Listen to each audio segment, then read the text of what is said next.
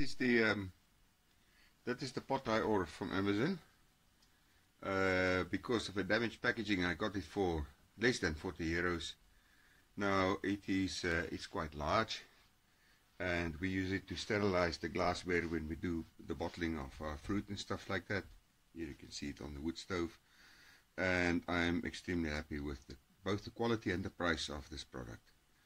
I can recommend it, except the delivery of Amazon leaves a lot to be desired. This pot was abandoned on the street near a gas station, just abandoned by the delivery of Amazon. And luckily some neighbors found it, and they called a friend of mine who called me, and I was able to retrieve the pot undamaged.